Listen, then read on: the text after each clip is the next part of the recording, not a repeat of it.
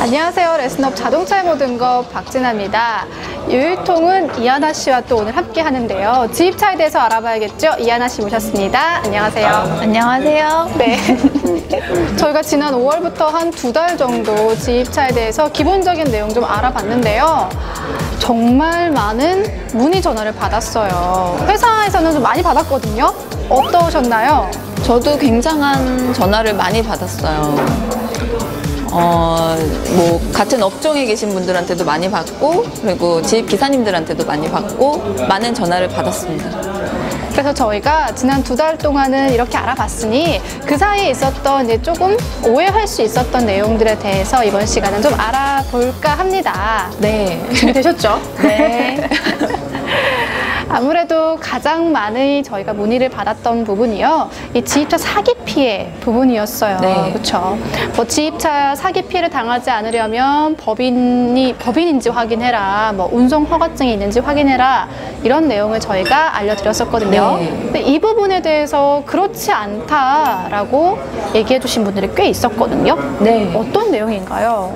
그러니까 법인체나 이제 정식 운송 사업증이 없는 이제 그런 업체를 알선소라고 부르기는 하는데, 거의 저희 업계의 80% 정도, 한 70~80% 정도가 그런 알선소가 훨씬 많아요. 이런 정식적인 업체 말고. 예. 근데 이렇게 보면 정말 나쁜 일이 이루어지는 곳은 알선소가 맞기는 해요.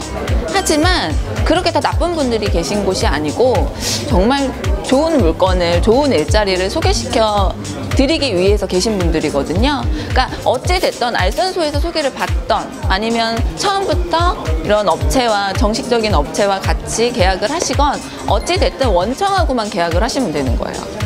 원청, 어떤 의미인 거죠? 정확하게? 그러니까 화주와 정식 계약을 맺은 곳이죠. 그러니까 알선소는 중간에서 손님을 모시고 오는 개념이고요. 네. 네. 그러니까 어쨌든 마지막에 계약을 하실 때는 원청에서의 정식적인 계약을 하시면 안 좋은 일은 없어요.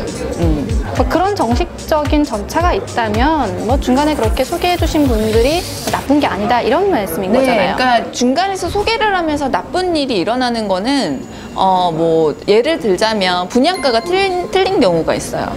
그건 뭐죠? 되게 중요한 정보인 것 같아요. 그러니까 알선소를 통해서 하시게 되면 정상적으로 이제 분양을 받으실 때는 원청과 알선소와 홈페이지가 있잖아요. 그걸 보시고 비교를 하시면 돼요. 나중에 어차피 원청으로 가시게 되면 원청이 어느 회사인지 아실 수가 있잖아요. 그러니까 그거를 확인을 하려면 홈페이지를 들어가셔서 확인을 하게 되면 내가 정상적으로 손해보지 않고 계약을 했구나라고 아실 수가 있죠.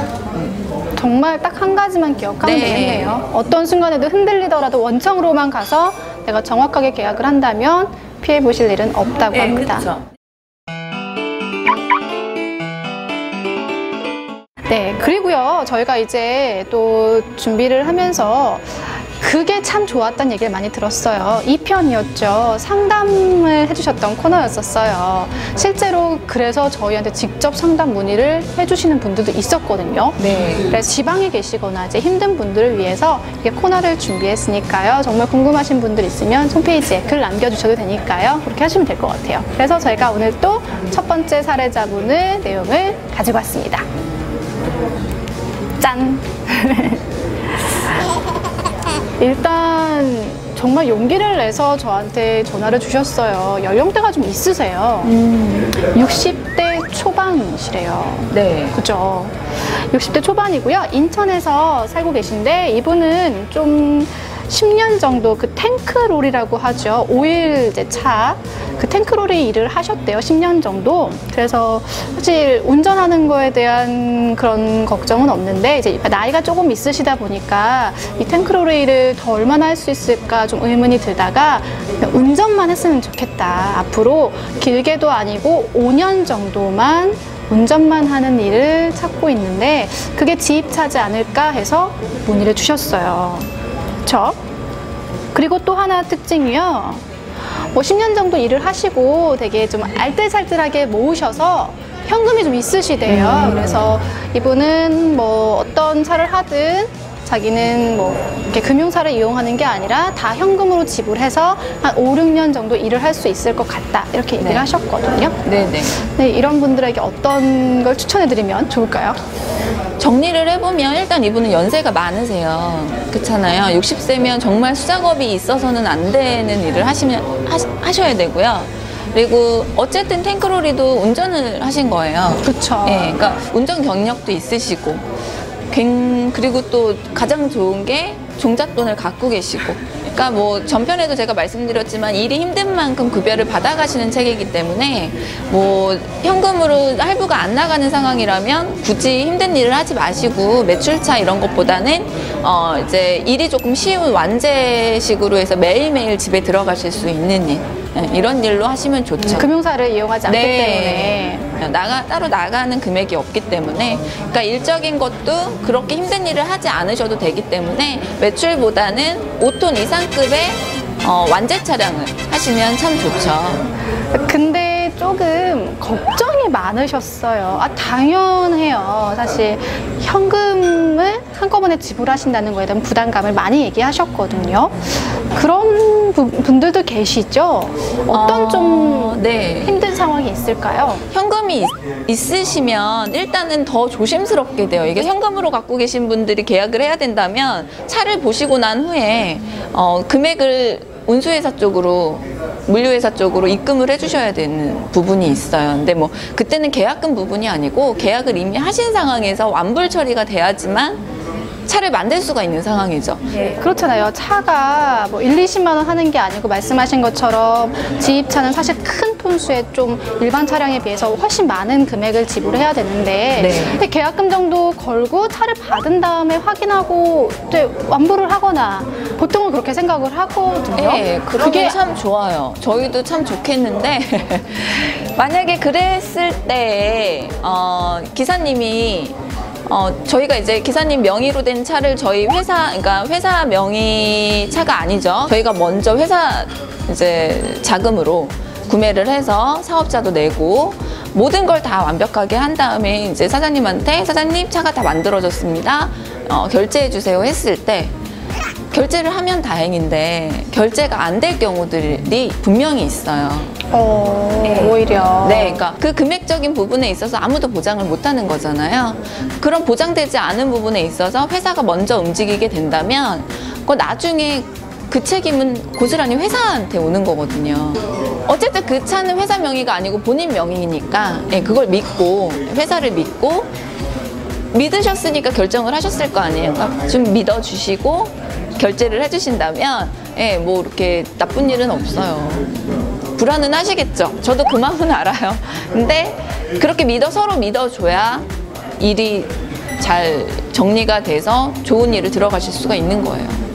이해는 해요. 저도 충분히 그럴 수 있을 것 같아요. 저도요. 저도 이해합니다.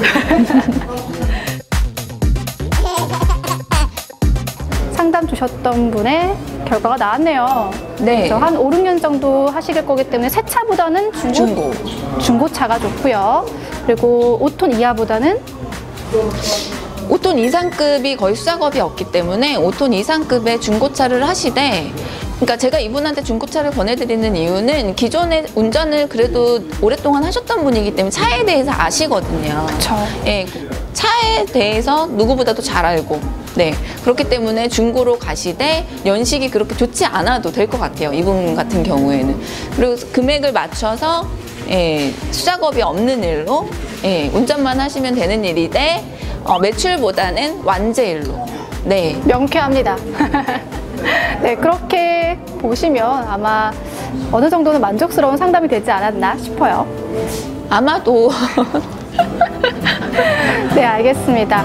저희가 이번 시간요, 뭐 지입차 오해에 대해서 좀 풀어봤고요. 그리고 상담까지 해봤어요. 그렇죠? 이 상담은 저희가 매번 이루어지는 거기 때문에요. 궁금하신 거 있으시면 저희 홈페이지로 글 남겨주세요. 네, 저희는 또 글 남기라고. 네, 저희 또 다음 시간에 이제 또 다른 얘기하면서 또 다른 상담자분을 만나야겠죠? 네. 그래서 저희는 다음 시간에 또 찾아뵐게요. 오늘 요즘 너무 많이 더워요. 다들 무더위 조심하시고요. 특히 운전하시는 지입차 차주분들 건강관리 조심하시기 바랍니다. 저희 다음 시간에 또 찾아뵐게요. 감사합니다. 감사합니다. 안녕. 안녕.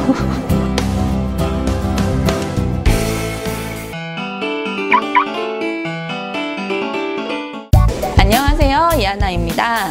이번 시간 키워드는 가족 운행 요구하지도 말고 운행도 하지 말자입니다. 지입차 운행을 할 때 보면 과적을 강요받는 경우들이 많아요. 과적은 화물의 적재 정량을 초과하여 싣거나 쌓음을 뜻하는데요. 과적을 할 경우에는 차량 타이어의 마모가 심해지고 브레이크 손상, 교량 등을 시설물에 충격을 주기 때문에 자동차의 손상이나 교통사고가 유발이 될 수가 있어요. 따라서 과적은 정말 위험한 일이죠. 특히 화물차, 자동차의 과적은 제동거리가 길고 무게중심이 위쪽으로 쏠려 있어서 교통사고 발생 가능성이 더 높아지고 사고가 발생했을 시에는 사망으로 연결되는 경우가 굉장히 많아요. 하지만 현실적으로는 그러지 못한 경우들이 종종 있는데요. 화물차 과적 요구하지도 말고 운행하지도 않아야 합니다. 이하나의 키워드였습니다.